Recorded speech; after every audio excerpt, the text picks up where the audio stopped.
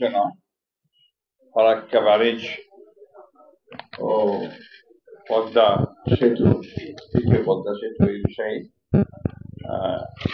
আলোচনা সভার সংগ্রামী সভাপতি জনাব খৈয়াম, যাকে আমি বিভিন্নভাবে জানি।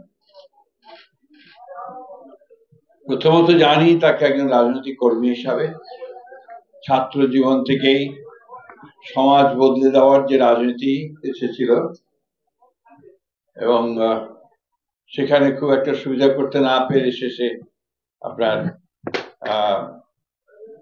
ওয়েলফেয়ার ইকোনমি বা আপনার কল্যাণমূলক অর্থনীতি বা রাষ্ট্রের কিভাবে করে মানুষ উপকার করা যায় সেই দিকে চলে এসেছে। দ্বিতীয়ত তাকে জানি একজন অত্যন্ত ভালো গায়ক হিসেবে। এটা আমার মনে হয় অনেকেই জানেন না, এবং এটা আমি প্রায়ই তার বাসায় যাই তার গান শোনার জন্য। তৃতীয়ত হচ্ছে এই যে সে একজন প্রকৃতই সেই সমস্ত রেয়ার একেবারে রাজনীতিবিদদের মধ্যে একজন যার জনগণের সঙ্গে সম্পর্কটা অত্যন্ত ঘনিষ্ঠ। চতুর্থত তাকে জানি যে সে একজন অত্যন্ত ভালো সংগঠক। আজকে আমাদের সৌভাগ্য যে আমরা এই আলোচনায় এসে আমাদের দেশের কয়েকজন বরেণ্য মানে বিশেষজ্ঞ, অর্থনীতিবিদ এবং আপনার সমাজবিদ, তাদের সঙ্গে আমরা এখানে তাদের কথা শোনার সৌভাগ্য আমাদের রয়েছে। একই সঙ্গেই যারা এই নদীর উপরে কাজ করছেন, পানির উপরে কাজ করছেন, তাদের কিছু বক্তব্য শোনার আমাদের সৌভাগ্য হয়েছে। আমি বক্তব্য দীর্ঘ করার অবকাশ নেই, কারণ আমি সম্পর্কে খুব বেশি কিছু জানিও না। আমি এটা স্বীকার করে নেওয়া আমার উচিত বলে আমি মনে করি। আইনুন নিশাত সাহেব আমাদের বন্ধু মানুষ, তিনি একজন সত্যিকার অর্থে অত্যন্ত জ্ঞানী বিশেষজ্ঞ এই বিষয়ের উপরে। অর্থনীতিবিদ আমাদের দেবপ্রিয় ভট্টাচার্য এবং আমাদের ডক্টর জিল্লুর হুসাইন জিল্লুর আছেন, যারা আমাদেরকে সমৃদ্ধ করেছেন আজকে তাদের জ্ঞান নিয়ে। প্রকৃতপক্ষে যে জিনিসটা আপনার উঠে এসেছে আলোচনার মধ্যে দিয়ে, সেটা হচ্ছে যে বাংলাদেশে যে পদ্মা ব্যারেজ এবং পদ্মা সেতু, এটা প্রয়োজনীয়তাটা এটা অস্বীকার করবার কোনো উপায় নেই। একই সঙ্গে যে জেলাগুলো আপনার এফেক্টেড, যে মানুষেরা এই সেতু বা ব্যারেজের জন্য আপনার অপেক্ষা করছে, তাদের প্রয়োজনটা এটা আমরা এখানে উপলব্ধি করেছি। একই সঙ্গে এর যে আপনার ক্লাইমেটিক যে কন্ডিশন, সেটা কি দাঁড়াবে, এতগুলো মানুষ, প্রায় 8 কোটি 9 কোটি মানুষের জীবন জীবিকা, তার কি অবস্থা দাঁড়াবে, সবকিছু মিলিয়ে এই পদ্মা ব্যারেজ এবং পদ্মা সেতু এর যে প্রয়োজন, এটা আমরা এখানে উপলব্ধি করেছি। একই সঙ্গে আমরা এটা উপলব্ধি করতে সক্ষম হয়েছি যে দীর্ঘকাল প্রায় 7 বারের প্রায় এটা ফিজিবিলিটি স্টাডি হয়েছে, এর উপরে আলোচনা স্টাডি হয়েছে, কিন্তু দুর্ভাগ্যক্রমে এখন পর্যন্ত আমরা এটা ঠিক একটা ডিসাইসিভ কোনো জায়গায় আসতে পারি।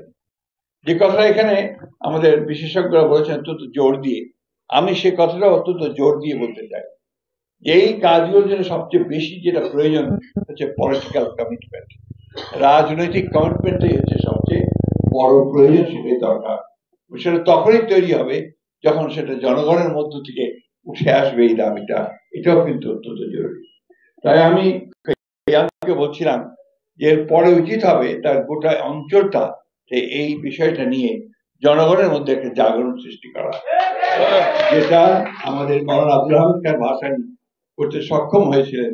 তিনি ফারাক্কা মার্চ করে গোটা বিষয়টাকে, সেই ফারাক্কা ব্যারেজের বিষয়টাকে দেশে নয় আন্তর্জাতিক ভাবে সেটাকে সামনে নিয়ে এসেছেন, যার ফলশ্রুতিতে আমরা দেখেছি যে শহীদ প্রেসিডেন্ট জিয়াউর রহমান সেটাকে আন্তর্জাতিক বিশ্বে এই বিষয়টাকে নিয়ে গেছে। আমরা একটা ট্রানজিশনাল পিরিয়ডে আছি। ডক্টর দেবপ্রিয় ভট্টাচার্য বলেছেন এবং আমাদের যে হুসাইন জিল্লুরও বলেছেন যে নেক্সট গভর্নমেন্ট, পরবর্তী সরকার, নিঃসন্দেহে পরবর্তী সরকারগুলোকে এই কাজগুলো করতে হবে। কিন্তু আজকে একটা সুযোগ তৈরি হয়েছে, এই অভূতপূর্ব একটি ছাত্রগণ অভ্যুত্থানের মধ্য দিয়ে আমাদের একটা জাতীয় ঐক্য তৈরি হয়েছে। সেই জাতীয় ঐক্যকে সামনে নিয়ে আমরা যদি সবাই আমাদের মূল বিষয়গুলোকে সামনে আনতে পারি এবং সেই বিষয়গুলো যদি কাজ করে চিন্তার ঐক্য আমাদের যদি থাকে, তা নিঃসন্দেহে আমরা সফল হব। আজকের ফারাক্কা ব্যারেজ বা ফারাক্কা বাঁধ শুধু ফরিদপুর এলাকা, রাজবাড়ী এলাকার সমস্যা নয়, আজকে পুরো দক্ষিণাঞ্চলের সমস্যা। সুতরাং ওই মানুষ, আপনাদের সমস্ত নাগরিকদের যেটা বললেন, সেই নাগরিকদেরকে আজকে ঐক্যবদ্ধ হতে হবে, সব স্তরের মানুষদেরকে তাদেরকে সেই দাবি নিয়ে সামনে দাঁড়াতে হবে। সেই যে সরকারি আসুক, যেটা আমাদেরকে আমরা চাই। যেটা ডক্টর হোসেন জিল্লুর বলেছেন যে আগে থেকে এই বিষয়ে আমরা কাজ করতে পারি কিনা, অবশ্যই আমরা এই বিষয়টাতে আপনারা অত্যন্ত সচেতন।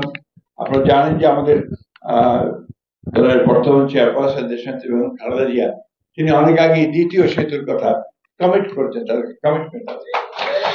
এবং আমরা রাজনৈতিক দল হিসেবে আমরা মনে করি যে এই সমস্ত অঞ্চলগুলোতে, এখানে যেখানে জীবন জীবিকা প্রশ্ন জড়িত আছে, আপনার মানুষের নিরাপত্তার প্রশ্ন আছে, যে প্রশ্নটা আইনুল নিশাত সাহেব করেছেন, যে প্রসঙ্গটা তুলেছেন, অত্যন্ত গুরুত্বপূর্ণ প্রসঙ্গ যে দক্ষিণাঞ্চলের বহু অংশ এখন আপনার মানুষ চলে যাচ্ছে, ছেড়ে যাচ্ছে, কারণ সেটা আর বাসোপযোগী থাকছে না।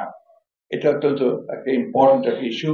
আমার মনে হয় পরবর্তী সরকারগুলো শুধু নয়, জনগণেরও এই বিষয়ে অত্যন্ত সজাগ থাকা উচিত। আমি বক্তব্য দীর্ঘ করবো না, আমি শুধু এই কথাটুকু বলে শেষ করতে চাই, সবকিছুই নির্ভর করবে মানুষের উপরে। আমরা 1971 সালে যুদ্ধ করেছি, দেশ স্বাধীন করেছি। আমরা তারও পূর্বে 52 সালে আমরা ভাষা আন্দোলন করেছি, 69-এ আন্দোলন করেছি। সব শেষে এই দীর্ঘ 15 বছর ফ্যাসিস্টদের বিরুদ্ধে লড়াই করে আমরা একটা জায়গায় পৌঁছেছি। এই জুলাই মাসে, অগাস্ট মাসে আমরা একটা ভয়াবহ দানবীয় একটা সরকারকে আমরা সন্ত্রাস করেছি। সুতরাং আমরা পারি, আমরা যদি ঐক্যবদ্ধ থাকি আমরা পারি, এবং আমার বিশ্বাস যে আমরা পারবো। আমি রাজনীতিবিদ হিসেবে আমি তো তাদের মতো আপনার টেকনোক্রেটস নই, এবং সেগুলো আমার জানানোর বিষয় নয়। তা আমি এইটুকু বুঝি যে আমার দেশের মানুষের যে পার্স, সেটা আমি বুঝি। আমার দেশের মানুষ উপরে উঠতে চায়, উন্নতি চায়, একটা সত্যিকার অর্থে গণতান্ত্রিক ব্যবস্থা চায়। সেই গণতান্ত্রিক ব্যবস্থার মধ্যে দিয়ে কিন্তু সমস্ত বিষয়গুলোর সমাধানের পথ খুঁজে পাওয়া যাবে। অনেকে আজকাল অনেক কথা বলছেন, সংস্কার হচ্ছে। সংস্কার তো আমরা অনেক আগে উপলব্ধি করেছি। আমরা 2016 সালে আমরা প্রথম ভিশন 2030 দিয়েছি, যেখানে আমাদের সমস্ত পরিবর্তনের কথা, সংস্কারের কথা আমরা বিএনপির পক্ষ থেকে বলেছি, বেগম জিয়া বলেছেন। আমরা 22 সালে আমাদের নেতা তারেক রহমান সাহেব 31 দফা দিয়েছেন, যে 31 দফায় আজকে কিন্তু সমস্ত সংস্কারগুলো, যে কমিটিগুলো হয়েছে, সেই বিষয়গুলো নিয়ে আলোচনা চলছে। সুতরাং আমরা রাজনৈতিক দল হিসেবে আমরা অত্যন্ত সচেতন যে জনগণের যেটা প্রয়োজন এবং কালের যুগের সঙ্গে সঙ্গে যে পরিবর্তন আনা দরকার, রাষ্ট্র কাঠামোর যে পরিবর্তন আনা দরকার, সে ব্যাপারে আমরা অত্যন্ত সচেতন ভাবে আমরা সামনের দিকে এগোচ্ছি। আমি শেষ করতে চাই এই বলে যে আপনারা যারা আজকে এই উদ্যোগটা নিয়েছেন ফৈয়াবের নেতৃত্বে, আপনারা সামনের দিকে অত্যন্ত বলিষ্ঠ ভাবে এগিয়ে যাবেন, পিছিয়ে যাবেন না।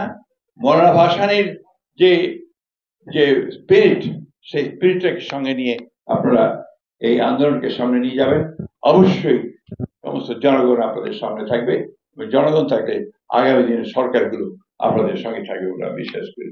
ধন্যবাদ সকলকে আমাকে আমন্ত্রণ জানানোর জন্য। ধন্যবাদ।